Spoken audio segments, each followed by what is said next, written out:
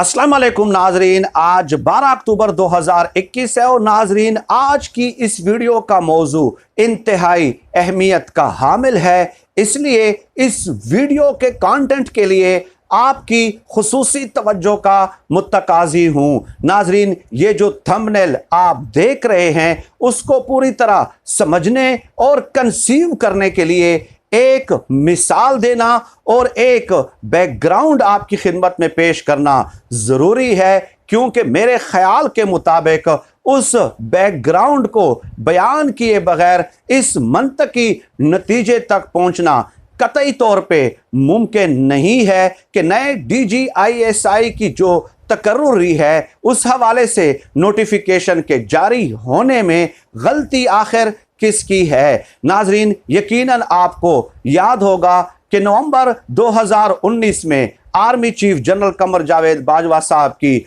मुद्दते मुलाजमत की तोसी का मामला पाकिस्तान की सियासत में खासा गर्म रहा और उस पे खूब मुबाहिसे और मुकालमे भी हर तरफ से हमें देखने को मिले। नाजरीन, वफाकी वजारत कानून ने उस वक्त आर्मी चीफ की मुद्दते मुलाजमत में 3 साला तोसी का नोटिफिकेशन जारी किया था बैरिस्टर फरोग नसीम साहब ने। उसके बाद उस हवाले से हर तरफ से एक शोर उठना शुरू हो गया कि ये आपने कैसे और क्यों कर दिया है। चुनाचे वो मामला सुप्रीम कोर्ट तक जा पहुंचता है। सुप्रीम कोर्ट में उस हवाले से खूब धुआंधार समाअतें होती हैं। यकीनन आपको याद होगा, मैं किसी ज़माना कदीम की बात नहीं कर रहा। चुनाचे नाजरीन, सुप्रीम कोर्ट ने नवंबर 2019 को एक मुख्तसर फैसला जारी किया और दिसंबर 16, 2019 को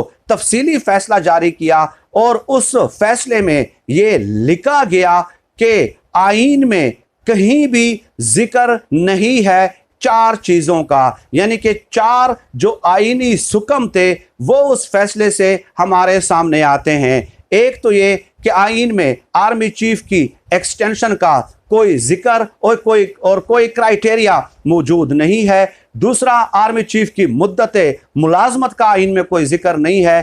तीसरा, आर्मी चीफ की रिटायरमेंट की उम्र का आईन में कोई जिक्र नहीं है। और चौथा, आर्मी चीफ की मराआत क्या है इसका आईन में कोई जिक्र नहीं है। चुनाचे उस वक्त सुप्रीम कोर्ट ने जनरल कमर जावेद बाजवा साहब को 6 महीनों की मशरूत तोसी दे दी थी और उसके बाद हुकूमत को हिदायत जारी की थी कि 6 महीनों के अंदर अंदर आइन के आर्टिकल 243 के तहत आप आईनी तरमीम लाएं और आईनी तरमीम मंजूर करें और इन 4 चीज़ों को आइन का हिस्सा बनाएं। चुनाचे हुकूमत ने उस पर अमल किया, इजलास बुलाया गया और उस आईनी तरमीम में नून लीग ने भी बढ़ चढ़कर हिस्सा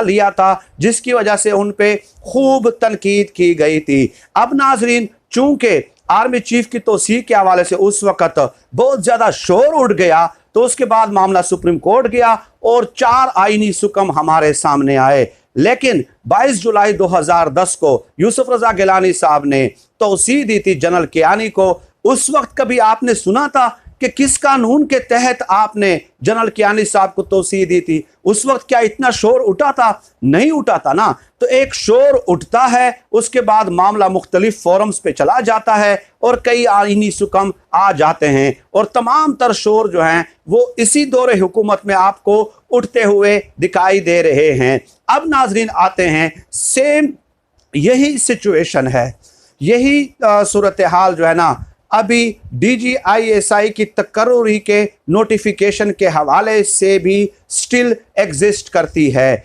नाजरीन, तरीक़ाकार क्या है? तरीक़ाकार ये है कि GHQ की तरफ से 3 नामों का एक पैनल भेजा जाता है वज़ीर आज़म पाकिस्तान को। वज़ीर आज़म पाकिस्तान उस पर गौर करते हैं, एक नाम फाइनल किया जाता है। नाजरीन, आइन में कहीं भी ये दर्ज नहीं है कि वज़ीर आज़म ऑफिस की तरफ से DG ISI की तकर्रुरी का नोटिफिकेशन जारी किया जाएगा।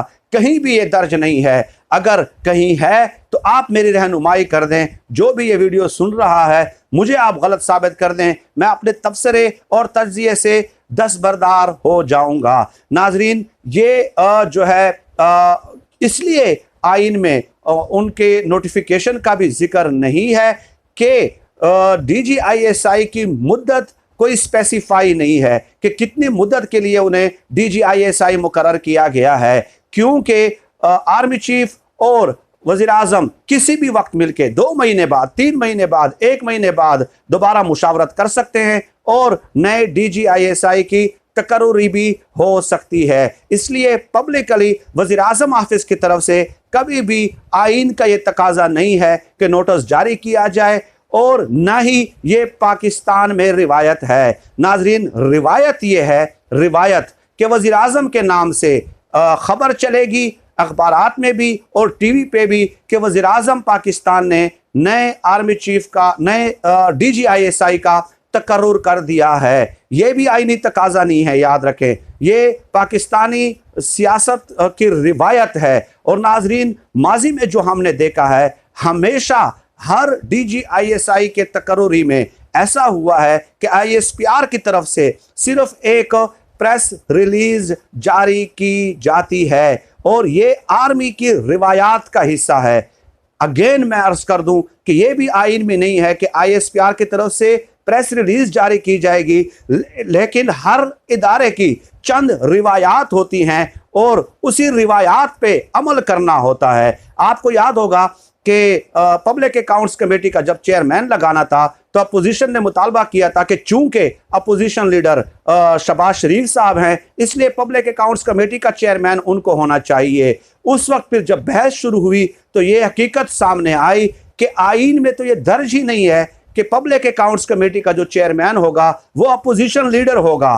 तो उस वक्त अपोजिशन ने कहा कि ये पाकिस्तानी सियासत की रिवायत है कि हमेशा अपोजिशन लीडर को ही पब्लिक अकाउंट्स कमेटी का चेयरमैन बनाया जाता है। चुनांचे तहरीक इंसाफ ने उनके साथ इत्तेफाक कर लिया था और इसी रिवायत को बरकरार रखा था। अब यहाँ पे भी 3 नाम इमरान खान साहब को दिए गए, जहाँ से गलतफहमी का आगाज होता है। इमरान खान साहब ने 2 नामों पे एतराज़ात लिखे और एक नाम जनरल नदीम अंजुम साहब के नाम पे माजरत नाजरीन कोई एतराज़ नहीं लिखा था इमरान खान साहब ने। तो GHQ ने यह समझा कि चूंकि 2 नामों पे इमरान खान साहब ने नोट्स लिख दिए हैं, एतराज़ात कर दिए हैं और एक नाम पे कोई एतराज़ नहीं आया, कुछ भी नहीं कहा गया, लिहाजा यही फाइनल समझे। चुनांचे अपने इदारे की रिवायात के मुताबिक उन्होंने ISPR की तरफ से प्रेस रिलीज जारी कर दी। ये कुल सूरत हाल थी नाजरीन। अब जो वीडियो का थंबनेल है, आप खुद इससे कोई मंतकी जो नतीजा है वो अखज़ कर सकते हैं। तो ये एक जो इदारे हैं उन्होंने अपनी रिवायात के मुताबिक अमल किया है, कहीं भी वायोलेशन इसमें नहीं की गई। लेकिन चूंकि इस बार हमेशा की तरह इस दौरे हुकूमत में एक बार फिर शोर उठ गया है कि वज़ीर आज़म ऑफिस की तरफ से नोटिफिकेशन क्यों जारी नहीं किया गया। जैसे कि मैंने गुजारिश की कि नोटिफिकेशन जारी करना आइन का तकाजा नहीं है और ना ही रिवायत है, रिवायत का भी हिस्सा नहीं है। कभी भी नोटिफिकेशन जारी नहीं किया गया DG ISI की तकर्री का वज़ीर आज़म ऑफिस की तरफ से, लेकिन शोर उठा है, इसलिए आज या कल में इस हवाले से नोटिफिकेशन भी जारी कर दिया जाएगा। मुमकिन है जब आप ये वीडियो सुन रहे हों तो उस वक्त आपके सामने नोटिफिकेशन आ चुका हो। अब कल रात नाजरीन जो बड़ों की मुलाकात हुई है उसमें इस प्रोसीजर के हवाले से, क्योंकि इसी प्रोसीजर ने सारी गलतफहमियां पैदा की हैं और चंद वज़ीर आज़म के करीबी रफ़का भी हैं जो आने वाली वीडियो में मैं आपकी खिदमत में पेश करूंगा कि किस तरह उन्होंने आग जलाने की कोशिश की है, बुझाने की कोशिश नहीं की है। जब डायरेक्ट इंटरेक्शन नहीं होता तो इस तरह चंद लोग सामने आकर वो मामलात को ख़राब करने की कोशिश करते हैं। वो तफसील मैं किसी और वीडियो में आपकी खिदमत में पेश करूंगा। आज की इस वीडियो में सिर्फ लीगल कॉन्स्टिट्यूशनल पोजीशन मैंने क्लियर करके आपकी खिदमत में पेश कर दी है। आपका इत्तेफाक करना न करना आपकी अपनी इंडिविजुअल परसेप्शन है। नाजरीन, फिर वक्त आज की इस वीडियो में इतना ही। पाकिस्तान जिंदाबाद, अल्लाह हाफिज़।